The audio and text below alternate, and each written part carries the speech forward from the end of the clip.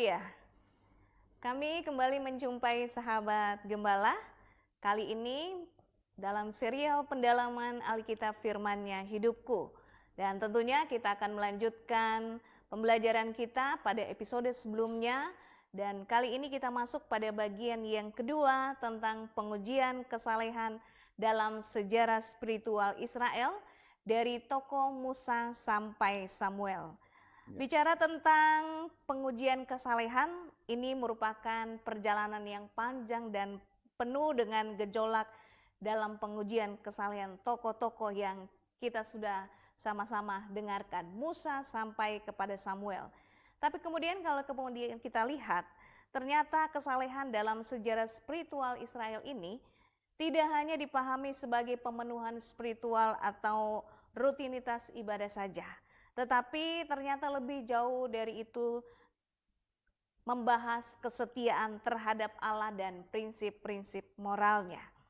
Bersama kami, saya Pendeta Agustini dan Bapak Pendeta Haniel van de Krok, kami akan membahas tema ini. Sebelumnya kita akan sama-sama berdoa. Mari kita berdoa. Kami bersyukur Tuhan untuk kesempatan yang selalu Tuhan berikan, memberikan kami kerinduan untuk belajar lagi dari firman-Mu. Kami rindukan Engkau bekerja di tengah-tengah kami, sehingga kami dapat memahami kebenaran-Mu, membangkitkan iman kami untuk tetap setia kepada Tuhan. Terima kasih Tuhan, kami memulai pembelajaran Alkitab kami saat ini, hanya di dalam nama Tuhan Yesus Kristus. Haleluya. Amin. Sahabat gembala, kalau kita memperhatikan pengujian iman kesalehan ini, tentunya kita akan melihat dari dua sisi. Yang pertama dari sisi Allah adalah kasih setia Allah terhadap umatnya.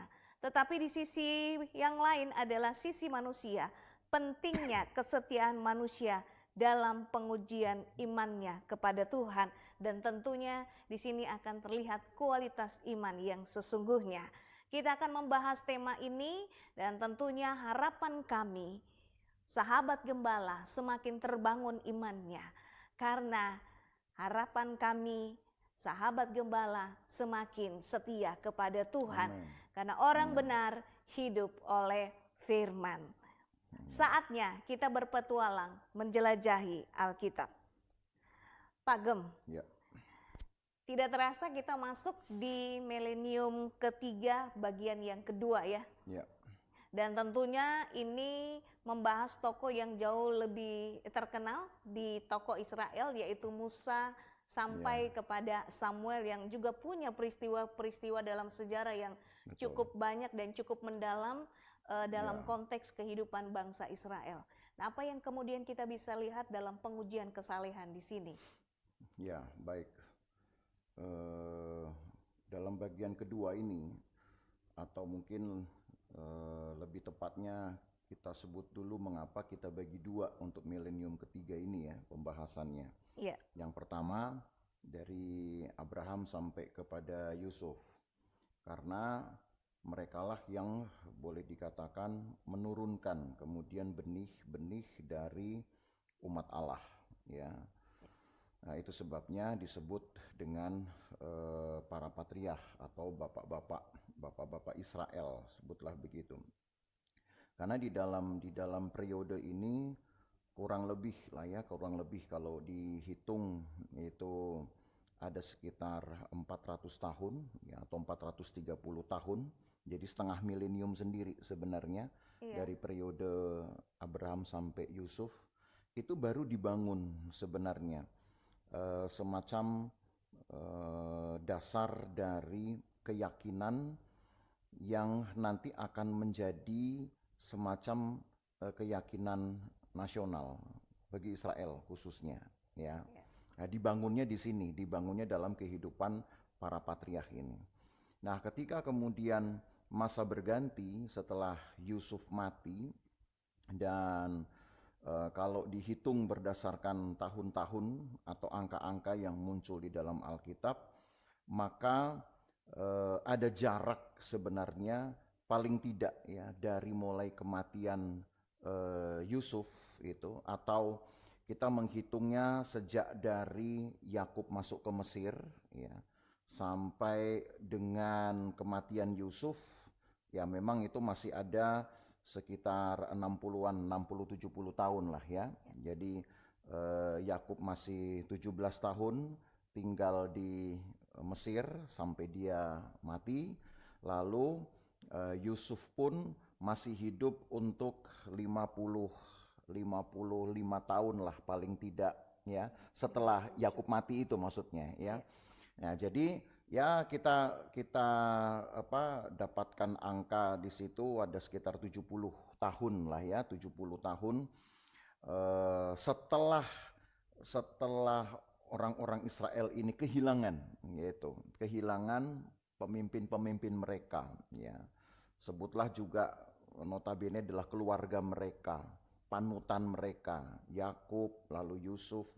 Maka kalau dihitung paling tidak masih ada sekitar 280 tahun gitu ya, 280 tahun orang Israel hidup di dalam keadaan yang tidak dijelaskan di dalam Alkitab seperti apa. Artinya situasinya memang tidak kemudian diketahui apa yang terjadi dalam perkembangannya ya. Ya, 280 tahun itu kita sebut memang masa yang tidak diceritakan di dalam Alkitab. Sampai nanti Musa hadir gitu ya, Musa datang ya, atau Musa diutus lah begitu. Musa akan memainkan peran sebagai pemimpin baru bagi Israel yang sudah dikumpulkan Allah untuk menjadi terang bagi bangsa-bangsa. Gitu. Ya, janji yang luar biasa ternyata ya Pak. Iya, sesuai dengan apa yang Allah ucapkan kepada Abraham kan begitu. Iya. Nah, jadi artinya bahwa ketika kita memasuki bagian kedua atau medio kedua, ya paruh kedua dari milenium ketiga ini, yaitu mulai dari zaman Musa sampai kepada Samuel, apa yang terjadi di dalam periode ini sebenarnya hanya tinggal penggenapan saja dari dari evolusi iman. Kita menggunakan istilah itu ya, kalau kita mengacu kepada sub-sub tema yang lalu-lalu. Sebelumnya, ya, gitu. Betul. Merupakan perkembangan dari evolusi iman dari para patriarh ini sendiri, gitu loh. Sehingga ketika sebutlah kita lompatilah 280 tahun kurang lebih itu ya, masa setelah Yusuf mati sampai datangnya Musa. Memang tidak ada data-data di dalam Alkitab. Tapi yang jelas bahwa ketika Musa datang, gitu, maka kitab Keluaran itu saja sudah mengangkat tema tentang kebutuhan dari seorang penebus bagi umat Tuhan itu sendiri. Nah, kebutuhan penebus ini seolah itu menjadi semacam teriakan permohonan yang sebenarnya sudah disuarakan oleh Allah kepada Abraham 400 tahun sebelumnya. Kalau sahabat gembala ingat di dalam Kejadian pasal 15 Tuhan berkata, nanti keturunanmu akan mendiami negeri asing untuk 400 tahun lamanya dan mereka akan diperbudak di sana, kan begitu ya. Detail betul itu kan yang yang Allah ucapkan di dalam Kejadian 15 itu. Tapi kemudian bangsa yang akan memperbudaknya akan kuhukum. Nah, itu yang Tuhan juga katakan. Lalu kemudian keturunanmu itu akan mendiami tanahmu ini kembali, kan gitu. Ya, jadi artinya ini di zaman Musa kita bisa berkata bahwa umat Tuhan yang sedang dikumpulkan ini benihnya ya, dari sepanjang 400 tahun sejak dari Abraham, itu nanti akan kembali ke tanah di mana Abraham tinggali gitu. Ya, bahkan lebih luas jangkauannya. Ingat, karena kepada Abraham Tuhan berfirman, nanti keturunanmu akan mendiami satu wilayah yang luasnya dari Sungai Efrat sampai ke Sungai Mesir, kan begitu katanya. Iya. Dan itu artinya bahwa dari batas utara sampai batas selatan dari tanah yang umat Tuhan ini nanti akan diami, itu memang besar sekali. Lebih besar dari Abraham yang pada waktu itu cuman mendiami wilayah lembah Yordan. atau lebih tepatnya di dekat dari muara Laut Asin. Ya. Ya. Nah, ini saya katakan bahwa menarik untuk dibahas bahwa evolusi iman, perkembangan iman pada tokoh-tokoh iman di paruh kedua milenium 3 ini ternyata diikuti juga dengan perkembangan dari sebuah populasi umat Tuhan yang cukup banyak, plus perkembangan respon mereka melalui ibadah-ibadah. Ya. Nah, ini yang perlu sahabat gembala ketahui, sebab kalau dibandingkan dengan milenium 1 dan milenium 2, ingat bahwa orang-orang saleh atau tokoh-tokoh iman pada 2 milenium ini hanya bisa mengungkapkan gitu ya iman mereka dalam ibadah yang sederhana, hanya memanggil nama Tuhan, bergaul dengan Tuhan. Yang kita sendiri mungkin masih agak samar gitu ya, menggambarkan seperti apa sih mekanismenya memanggil nama Tuhan, atau cuman sekedar woi gitu ya, Tuhan apa cuman begitu. Kita tidak tahu juga apakah memang memanggil ini berarti sama dengan berdoa. Itu kan memang sebenarnya sudah kita bahas juga ya, pada episode-episode yang lalu gitu. Lalu yang kedua, ketika juga kemudian terjadi perkembangan dalam, saya sebutlah ini ibadah ya, ibadah yang ya sebutlah juga masih sangat prematur sekali gitu, yang simple betul gitu. Sudah kemudian ditambah dengan mendirikan mezbah gitu kan. Ada kemudian korban bakaran. Nah, itu di zaman Abraham pada akhirnya sudah semakin rapi, walaupun belum diatur. Tapi setidaknya yang kita bisa ikuti dari milenium 1, milenium 2 dan milenium ketiga, paruh pertama ya, medio pertamanya, bahwa evolusi iman ternyata juga telah melahirkan sebuah perkembangan respon iman, yaitu ibadah. Ibadah itu respon iman.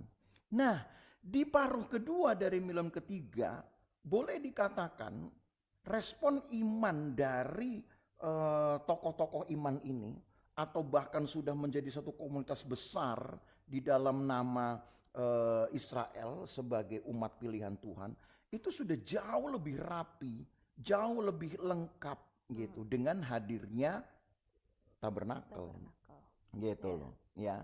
Dan di dalam tabernakel itulah yang sebenarnya harus digarisbawahi, bukan hanya sekedar ornamen-ornamennya atau perkakas-perkakasnya yang serba mahal, tetapi beberapa statement-statement di dalam kitab Keluaran yang menunjukkan mulainya perkembangan dari pekerjaan Allah juga, kedekatan Allah dengan umatnya gitu, yang kemudian dapat didefinisikan, dapat diinventarisir. Berbeda dengan milenium 1 dan milenium 2 yang terasa seperti masih jauh sekali begitu ya. Sehingga ya kalaupun toh ada orang-orang saleh atau tokoh-tokoh iman ini ingin mencapai Tuhan, itu seolah perlu effort yang besar sekali gitu ya. Seperti Nuh, Henoh lah sebelumnya, yang bergaul dengan Tuhan ya, yang bisa saja kita bayangkan jangan-jangan Nuh ini orangnya mungkin beraskese, artinya seperti seorang pertapa, walaupun tidak sama kita sebut Nuh bukan petapa sih saya rasa gitu ya. Tapi maksudnya mentalitasnya, semangatnya itu mungkin dia habiskan lebih banyak dengan jam-jam doanya dengan Tuhan gitu. Dengan Tuhan gitu ya. Dan memang hanya monoton itu saja. Gitu. Tapi memang kalau diperhatikan ya Pak Gem, sampai di tokoh Musa ini lebih kepada personal gitu ya. Tapi masuk ke sejak Musa, sebelum Musa itu lebih personal, tapi setelah Musa ini mulai melibatkan lebih banyak. Ya betul. Ya personal, tapi juga ada yang melibatkan satu komunitas kecil yang kita sebut keluarga.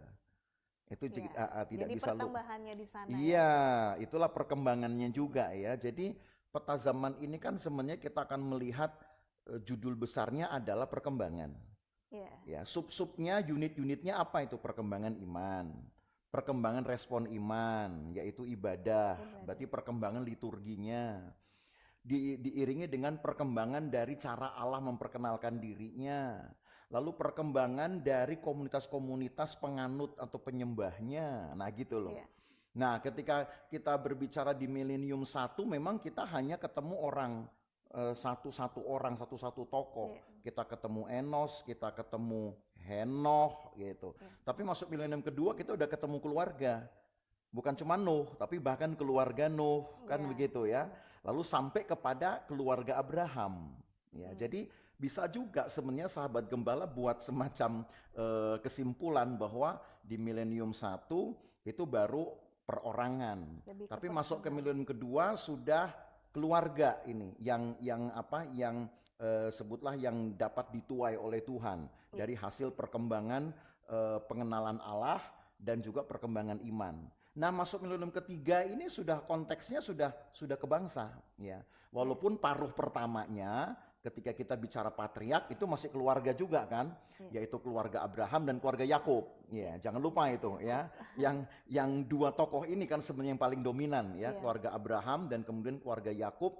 Bahkan keluarga Yakub sudah menjadi lebih besar lagi dari keluarga Abraham gitu ya. Dengan jumlah yang berlipat. Betul, karena sudah dihitung bahwa ada 70 orang yang masuk di Mesir. Nah, di zaman Musa lah betul-betul Allah itu seperti menuai satu komunitas yang lebih besar lagi dari keluarga yang disebut dengan masyarakat gitu ya. Satu bangsa yaitu Israel.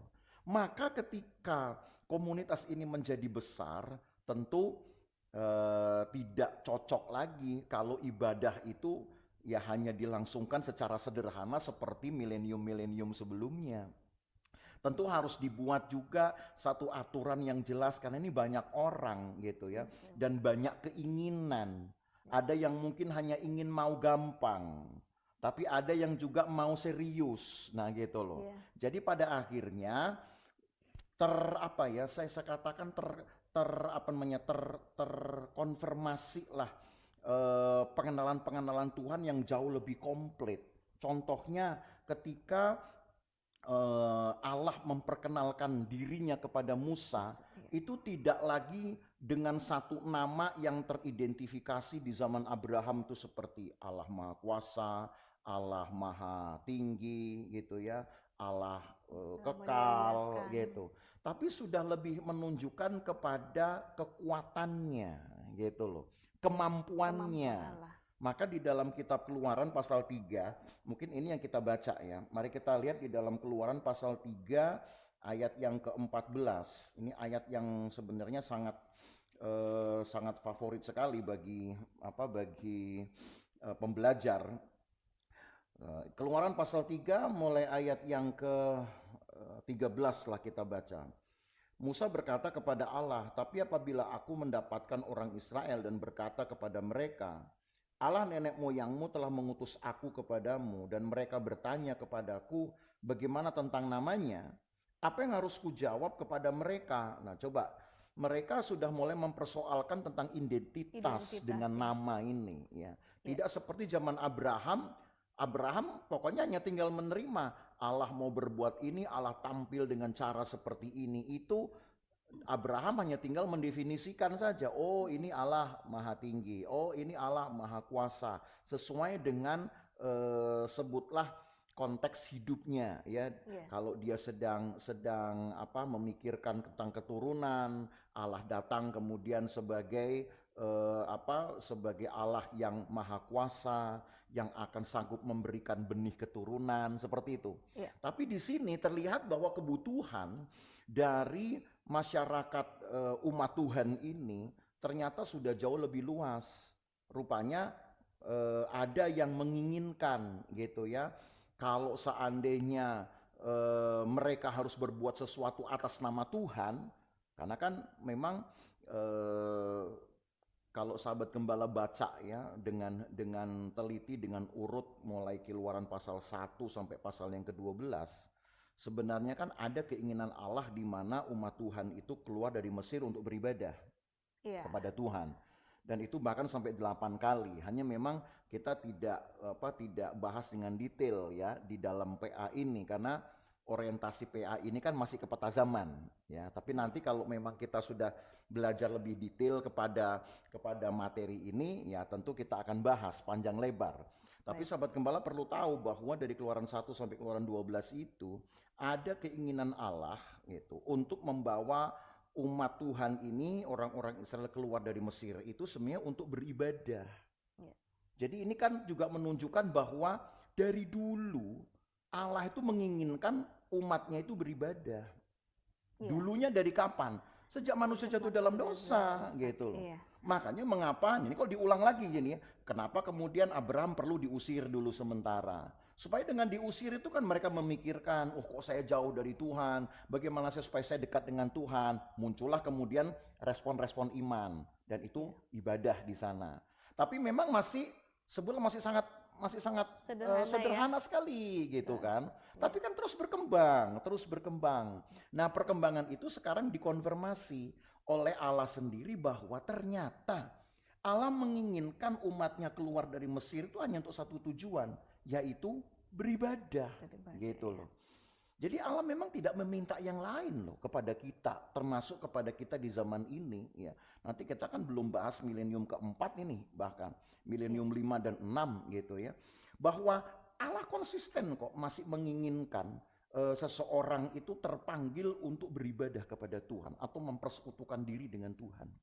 Gitu. Nah, karena kebutuhan itulah maka Allah perlu akhirnya memperkenalkan identitasnya di sini. Ayat 14 sekarang kita lihat. Di Keluaran 3 ayat 14, firman Allah kepada Musa, "Aku adalah aku." Lagi firman-Nya, "Beginilah kau katakan kepada orang Israel itu, akulah aku telah mengutus aku kepadamu." Nah, kata akulah aku adalah aku. Ini kata yang sebenarnya sama dengan kata Tuhan di dalam bahasa Ibrani. Hanya kalau kata Tuhan seringkali dipakai dengan 4 huruf YHWH itu. Ya, tapi saya tidak menyebutkan lah ya, karena memang pada dasarnya urutan huruf itu memang tidak boleh dibaca. Makanya tidak bisa dibaca. Dan sebenarnya bukan tidak bisa dibaca, ya tidak boleh dibaca.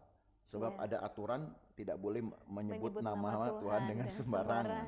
Makanya saya pun tidak akan menyebutkan. Orang mau menyebutkan dengan kata Yahweh, Yehova, apalagi Yahweh, ada juga tuh Yahowa, ya sah-sah saja. Karena semua tanda-tanda vokal bisa saja dikenakan untuk 4 huruf ini. Tapi lebih aman sih saya sebut dengan kata YHWH saja. Ya. Nah, kata Tuhan yang seringkali memang ditulis dalam bahasa asli YHWH, ini muncul di dalam ayat 14 ini di dalam bentuk HWH gitu.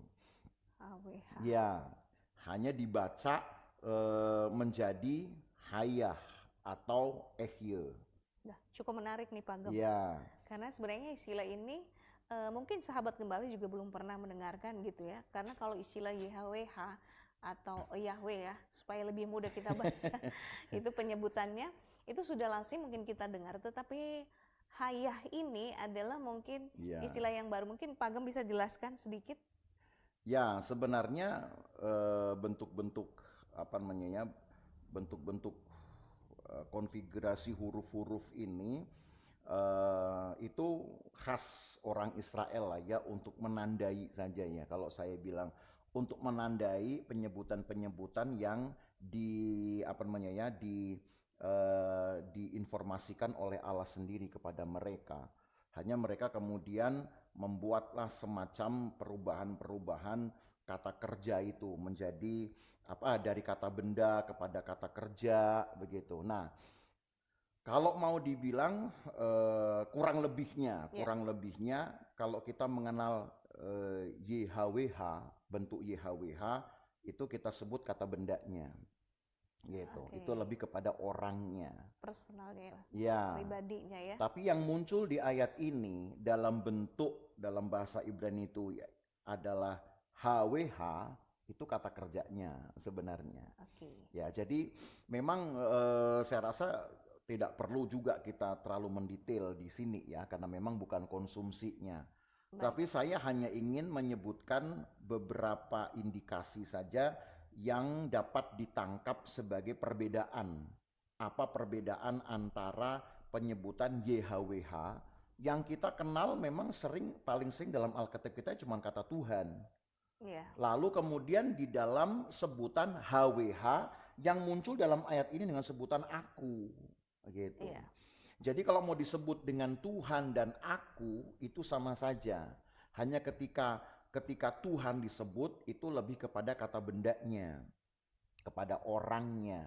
Tapi kalau kemudian disebut HWH yang diterjemahkan aku, maka itu berarti si kata benda ini mau sedang berbuat, gitu. Aku, walaupun aku di sini kelihatannya belum ngapa-ngapain. Sama kayak kita bilang aku ini siapa? Aku ini ya Haniel misalkan begitu. Memang apa yang saya ucapkan ini saya belum melakukan sesuatu gitu dengan menyebutkan aku.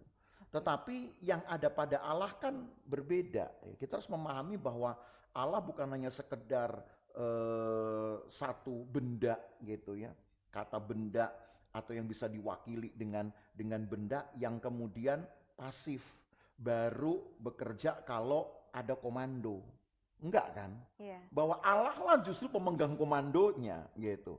Pada Allah ada kehidupan gitu. Dan kehidupan itu yang membuat Allah itu selalu bergerak. Dalam apa bergeraknya? Dalam menciptakan, dalam memelihara, dalam membaharui, dalam menyempurnakan, kan begitu toh? Iya. Ya, dan itu sepanjang sejarah iman dari milenium ke milenium itulah yang bisa kita inventarisir gitu loh. Iya. Nah, jadi dari kita lanjut ya. Baik, Jadi silakan, dari pemahaman inilah kita tahu sekarang bahwa Allah sudah betul-betul memperlihatkan porsi inisiatifnya. Nah, hati-hati dengan sebutan ini, bukan berarti di sini Allah baru berinisiatif gitu ya. Seolah-olah di milenium-milenium yang lalu Allah itu masih pasif. Oh tidak. Memang terlihat seperti seolah-olah inisiatif itu diuji cobakan dulu kepada manusia. Ya karena manusia yang bermasalah toh. Manusia yang berbuat dosa, gitu loh. Iya, betul. Maka Allah sedang melatih manusia untuk berinisiatif yang lain yang dapat mengeliminasi dosa, bahkan pelan-pelan akan mematikan dosa. Kan tujuannya itu, gitu loh. Iya. Jadi terlihat seolah Allah yang pasif, tapi kan ternyata tidak juga. Terbukti bahwa Allah juga dapat berjalan-jalan di Taman Eden menemui manusia. Itu kan menunjukkan aktivitas dan inisiatif juga. Bahwa Allah juga yang kemudian berkata, rohku tidak akan lama-lama lagi tinggal, tetapi dia memberikan kesempatan kepada Nuh untuk memberitakan Injil 120 tahun. Ya paling tidak kita mendapatkan sebuah indikasi-indikasi yang jelas bahwa Allah tidak berarti pasif betul, tetap dia bekerja. Ya. Hanya porsi. Nah, ini yang saya ingin kata-kata ini supaya jangan membingungkan sahabat gembala saja sebenarnya. Porsi yang lebih besar itu terlihat di sini.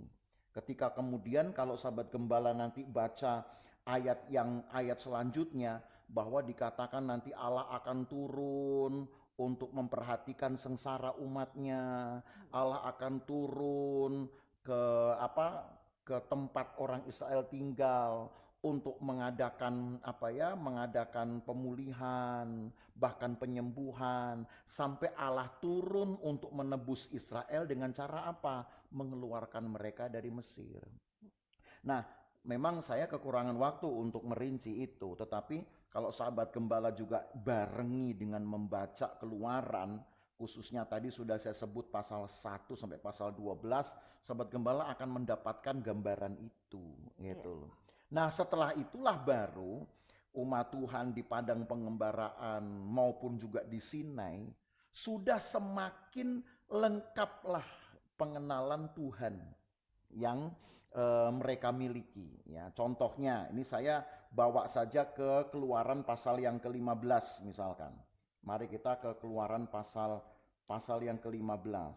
Di sini bahkan seorang Maryam ketika memimpin sebuah pujian akbar pertama pasca orang Israel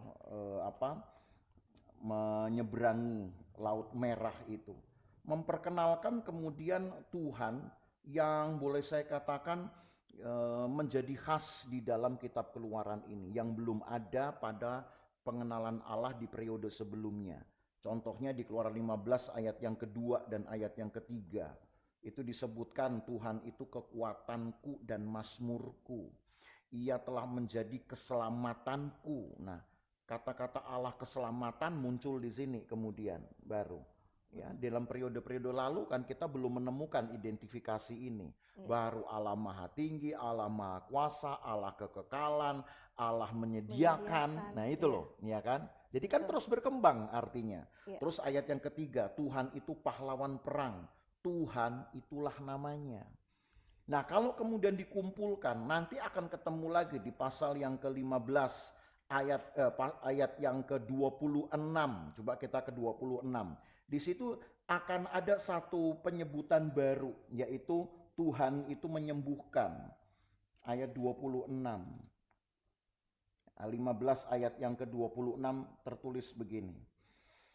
Firman-Nya, jika kamu sungguh-sungguh mendengarkan suara Tuhan Allahmu dan melakukan apa yang benar di matanya, memasang telingamu kepada perintah-perintahnya dan tak mengikuti segala ketetapannya, maka aku tidak akan menimpakan kepadamu penyakit manapun yang telah kutimpakan kepada orang Mesir, sebab aku Tuhanlah yang menyembuhkan engkau.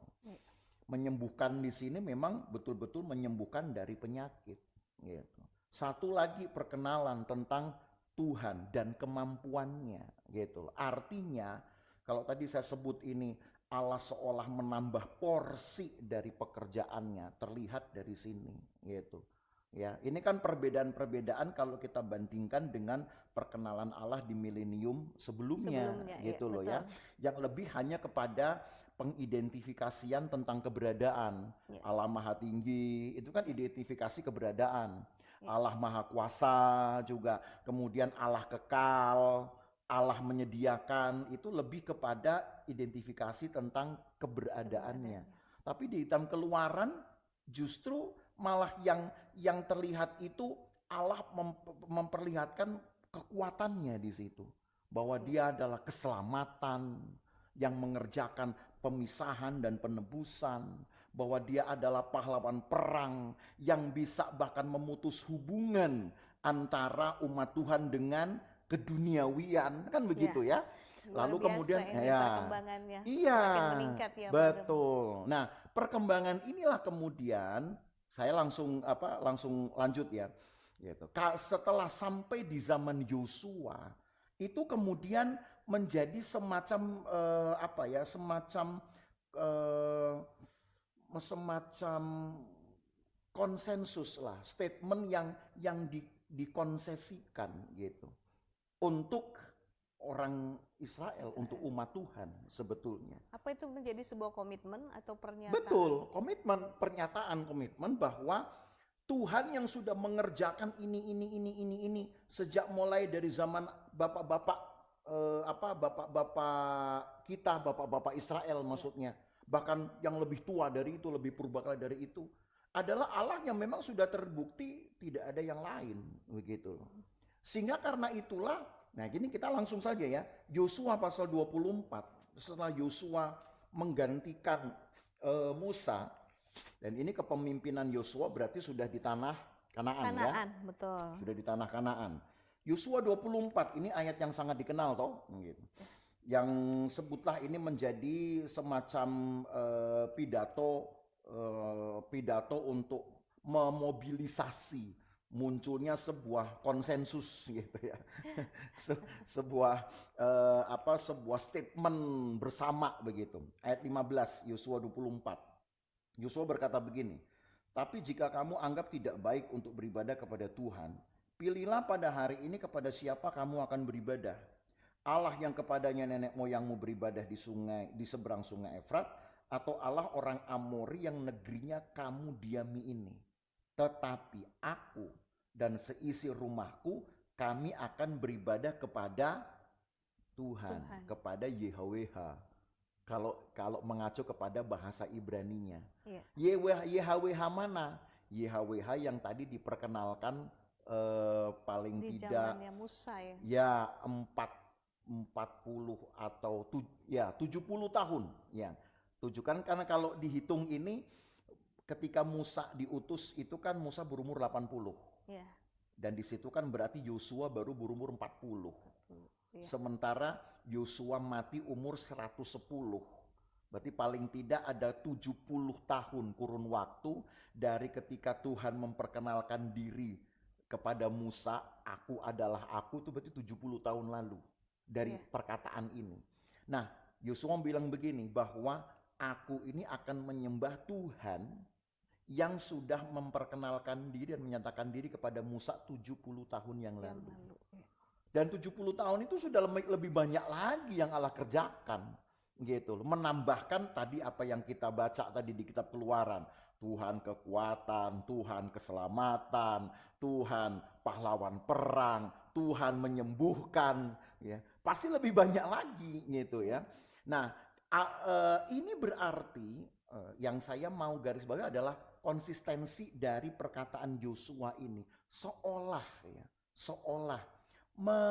mengkonfirm apa yang dulu pernah diucapkan oleh Yakub kepada Laban di Kejadian 30:30.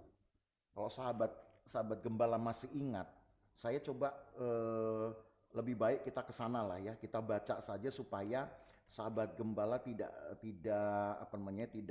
menebak-nebak begitu. Di dalam Kejadian 30 ayat 30 pernah Yakub berkata begini kepada Laban. Ya, saya baca ya, Kejadian 30 ayat 30. Sebab harta milikmu tidak begitu banyak sebelum aku datang, tapi sekarang telah berkembang dengan sangat, dan Tuhan telah memberkati engkau sejak aku berada di sini. Jadi, bilakah dapat aku bekerja untuk rumah tanggaku sendiri? Waktu Yakub bilang begini, ini Yakub belum masuk Mesir, ya.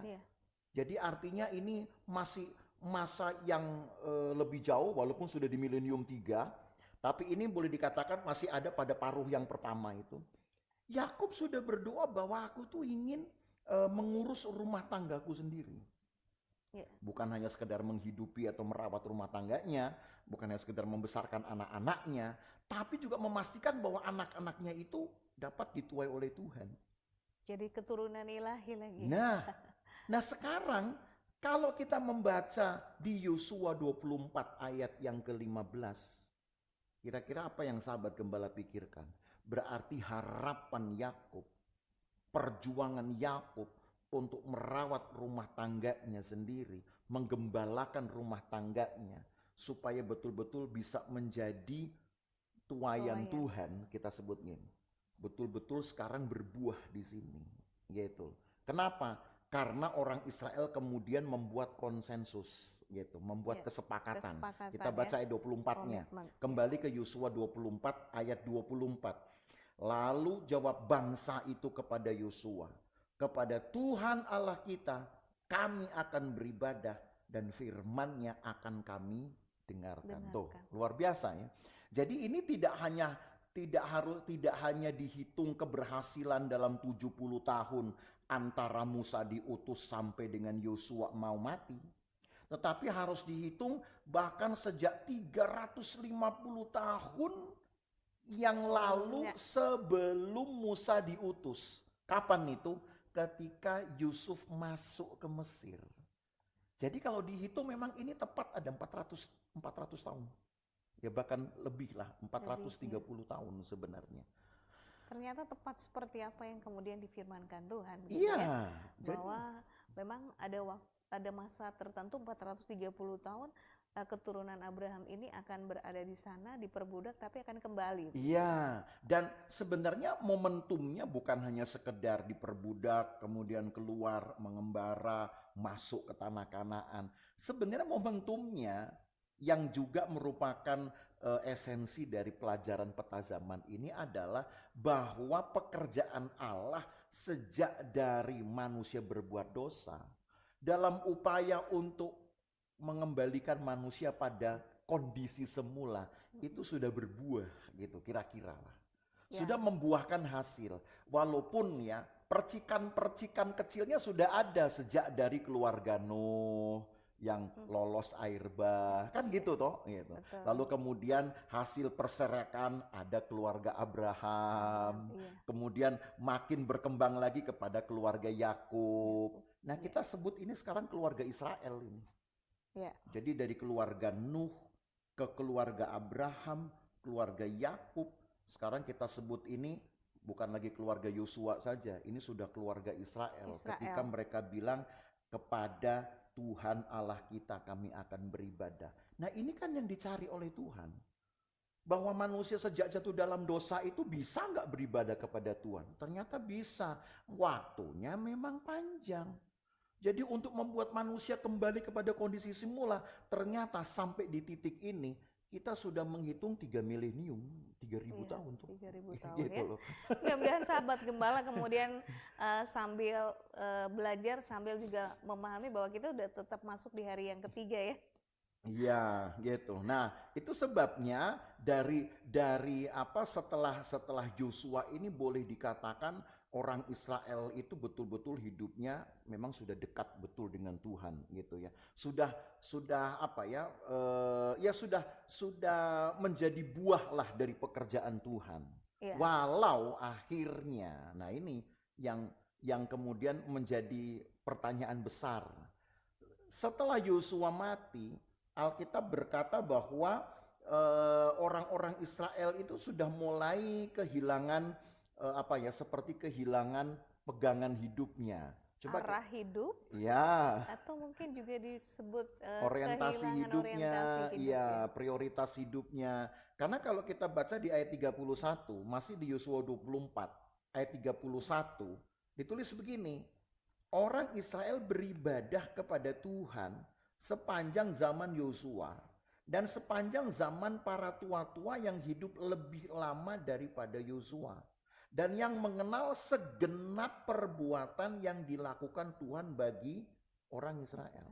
Ya. Jadi tetap berjalan memang itu, walau masa yang kemudian ditulis ini tidak lagi dapat dihitung dengan angka-angka.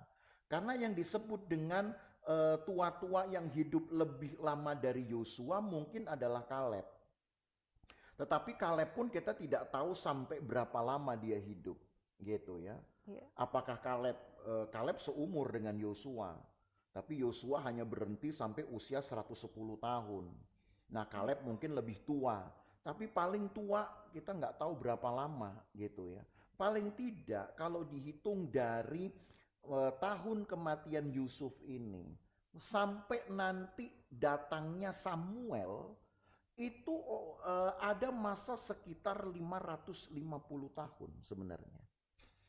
Oke, itu orang Israel juga mengalami satu masa yang mirip seperti masa transisi antara Yusuf ke Musa. Seperti itu. Hanya kalau Yusuf ke Musa itu kan kurang lebih memakan waktu tadi 280 tahun saja ya. Itu jeda waktunya. Ya. Nah, sementara masa transisi dari meninggalnya Yosua sampai lahirnya Samuel itu ada sekitar 300 tahun. 300 tahun waktu hampir sama, ya hampir sama masa transisinya. Ya, jadi ternyata di milenium ketiga ini ada 2 kali masa transisi orang Israel, yaitu transisi dari matinya Yusuf sampai lahirnya Musa, itu juga kurang lebih 3 abad. Lalu transisi kedua adalah dari matinya Yosua sampai lahirnya Samuel. Gitu loh. Nah, ini transisi yang paling berat buat saya sebenarnya. Kenapa? Karena datanya jelas. Kalau transisi yang pertama dari dari Yusuf ke Musa datanya tidak ada. Kita nggak tahu seperti apa, hanya yang kita tahu orang Israel diperbudak, jelas itu saja. Iya. Tetapi transisi yang kedua, mulai dari matinya Yosua sampai datangnya Samuel, itu bukan hanya diperbudak secara fisik, mereka diperbudak rohani mereka. Oleh apa? Kedagingan. Iya. Nah itu bisa sahabat gembala lihat di dalam kitab Hakim-Hakim. Karena di dalam kitab Hakim-Hakim lah dikatakan orang Israel, mungkin saya hanya cukup membaca bagian terakhir saja dalam kitab Hakim-Hakim. Hakim-Hakim pasal yang ke-21. Hakim-Hakim pasal 21 ayat 25. Saya hanya garis bawahi di sini saja untuk memperlihatkan pada saat gembala kondisi pada masa transisi ini. Iya. Yaitu ini bunyinya, Hakim-Hakim 21 ayat 25. Pada zaman itu tidak ada raja di antara orang Israel. Setiap orang berbuat apa yang benar menurut pandangannya sendiri. Berbeda dengan di zaman Yosua. Zaman Yosua mereka bilang, oke, kepada Tuhan Allah kita kami akan beribadah dan kepada firman-Nya kami akan dengarkan. Tapi di sini hanya paling selang perbedaannya belum 1 abad sejak kematian dari Yosua. Alkitab berkata orang Israel sudah melakukan apa yang benar menurut pandangannya sendiri. Miris sekali. Iya. Gitu loh. Ini masalah transisi yang kalau dipikirkan cukup gelap ya. Iya, mungkin ini masa paling gelap saya katakan dibanding dengan ketika masa transisi waktu Henokh mati, Henokh diangkat ke tempat Allah. Iya. Lalu kemudian terjadi kawin campur kan? Iya betul. Nah, Kejadian pasal yang ya, sebelum masa air bah, Iya. gitu. Itu kan juga kita sebut masa transisi. Iya. 120 tahun loh itu Nuh berkhotbah dan Nuh hanya dapat keluarganya saja. Nah, itu masih lebih baik buat saya. Lalu masa transisi kedua ya di zaman ini, zaman antara Yusuf ke Musa. Itu juga 3 abad paling tidak. Tidak ada data sama sekali, hanya kemudian dituliskan orang Israel diperbudak. Oke, sebutlah perbudakan ini masih pada tataran fisik yang lebih ringan. Bukan berarti saya mengabaikan penderitaan mereka, tidak. Tapi ringannya itu karena memang baru menyentuh aspek fisiknya. Tapi di transisi ini perbudakannya itu tidak lagi aspek fisik, aspek mentalnya. Kenapa? Karena mereka melakukan apa yang benar menurut mereka sendiri. Kelihatan sekali kompleksnya gitu ya. Iya. Bukan hanya secara fisik, tapi juga ternyata di bagian-bagian aspek yang lain. Ya, jadi begini. Berat. Pertanyaan ini perenungan ya. Iya. Apa yang sebenarnya mau kita pelajari di sini? Kan tadi saya sudah katakan bahwa masuk di milenium yang ketiga, memasuki paruh keduanya. Iya. Pada milenium yang ketiga, Allah itu seperti sudah menuai. Bukan lagi cuma satu keluarga lagi, tapi satu bangsa. Tiba-tiba di ujung dari milenium ketiga, ini kan sudah mau di ujung dari akhir milenium ketiga. Kok seperti harapan Tuhan musnah lagi.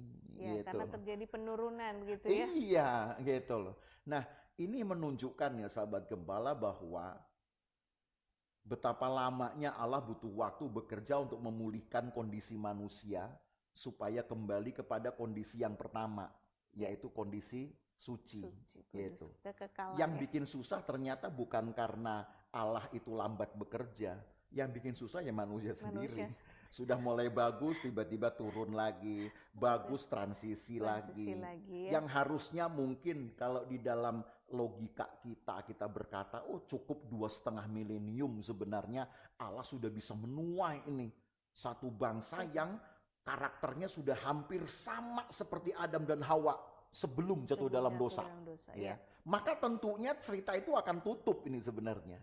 Tapi karena di ujung dari milenium ketiga ada cerita yang gak menyenangkan. Gitu. Dan sampai di zaman Samuel seolah-olah kepekaan itu belum ada. Bayangkan seorang Imam Eli, Tuhan bersuara aja sampai dia gak kenal. yang kenal malah anak ABG kan gitu. Itu lucu sekali ya, menunjukkan bahwa memang kupingnya umat Tuhan udah makin jauh dari Tuhan.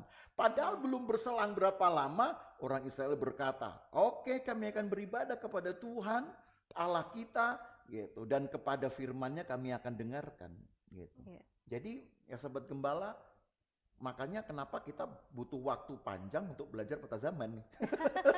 Gitu ya.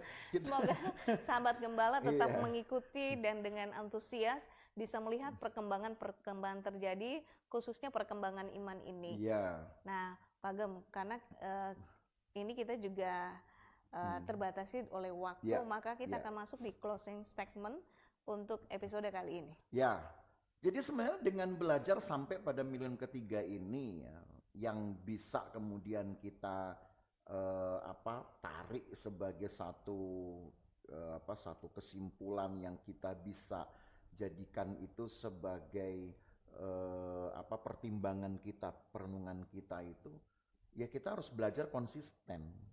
Karena masalah serius dari pekerjaan Allah ini masalah serius dari tidak terhambatnya pekerjaan Allah ini adalah karena manusianya yang nggak konsisten. Yeah. Allah sih konsisten, dan perkembangan Allah itu bahkan menunjukkan perkembangan yang terus sifatnya itu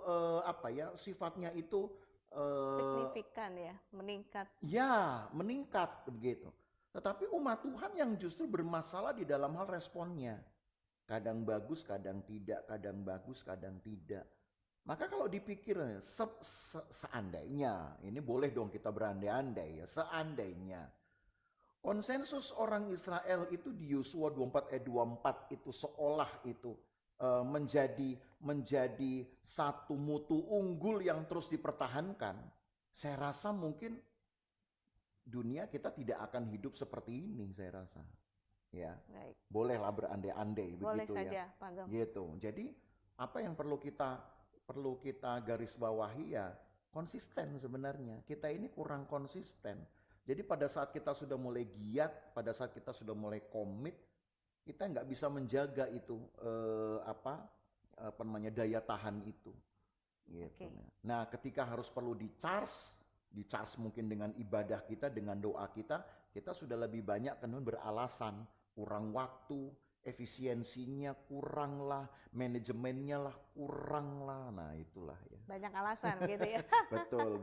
Baik, sahabat gembala. Dari episode ini kita belajar bahwa setelah kita kemudian membangun komitmen kita dengan Tuhan, maka kita perlu konsisten agar perjalanan iman kita tetap kemudian mengalami peningkatan dalam kesetiaan kita kepada Tuhan. Ya. Komitmen, konsisten, dan kesetiaan itu hal yang saling berkaitan. Betul. Baik, Pak Gem, kita akan mengakhiri episode kali ini dan kami mengajak sahabat gembala yang mengalami berkat Tuhan melalui pendalaman Alkitab ini, bisa sahabat gembala bagikan kepada teman, sahabat, keluarga, atau orang-orang yang sahabat gembala kenal, sehingga mereka juga dapat memperoleh berkat dari pembelajaran ini. Sekaligus kami juga mengajak sahabat gembala yang ingin terlibat dalam pelebaran pekerjaan Tuhan bagi siaran ini, silahkan kemudian mentransfer ke nomor rekening yang tertera di layar. Kami sangat berharap dukungan dan bantuan dari sahabat gembala sehingga semua proses ini dapat berjalan dengan baik untuk kemuliaan nama Tuhan. Puji Tuhan. Dan kita akan mengakhiri episode kita kali ini. Pak Gem akan tutup kita di dalam doa. Ya, jangan lupa bahwa setelah episode ini PA itu hanya akan tayang 2 minggu sekali. Iya. Ya. Baik. Ya, jadi kita akan tayang 2 minggu sekali ya, Pak Gem. 2 minggu sekali. Dan gitu. kita akan berjumpa kembali tanggal 15 Mei ya. Ya. Kami akan siaran kembali di tanggal 15 Mei. Tuhan berkati. Silakan, Mari Pak kita Gem. berdoa. Terima kasih Tuhan buat hari ini. Terima kasih untuk penyertaan Tuhan atas hidup kami. Dan lebih dari itu juga kami tetap meminta pengawalan Tuhan terhadap akal budi kami, hati kami, supaya dalam upaya untuk mendekati Tuhan, untuk dapat berdiri di hadapan Tuhan, bersekutu dengan Tuhan, untuk menjadi tuayan Tuhan. Kami tidak terganggu, kami tidak terhambat, bahkan kami tidak menghambat pekerjaan Tuhan. Tapi justru kami dapat bekerja bersama-sama untuk kemajuan rohani kami dan sampai kepada kesempurnaan gereja, sampai kepada kesempurnaan kondisi spiritual kami. Terima kasih banyak Tuhan, sertailah sahabat gembala dimanapun mereka berada, dalam pekerjaan, dalam pelayanan, aktivitas apapun. Tuhan jagai, keluar masuk rumah Tuhan jagai, halaukan dari bahaya, celaka, dan perbuatan jahat orang lain. Terimalah berkat dari Allah Bapa, kasih sayang dalam persekutuan dengan anaknya Yesus Kristus, dan penyertaan Roh Kudus memelihara kita dari hari ini sampai selama-lamanya. Dan berkat ini kita terima dalam nama Tuhan Yesus Kristus. Amin. Puji Tuhan, sampai berjumpa di episode berikutnya. Tuhan Yesus memberkati.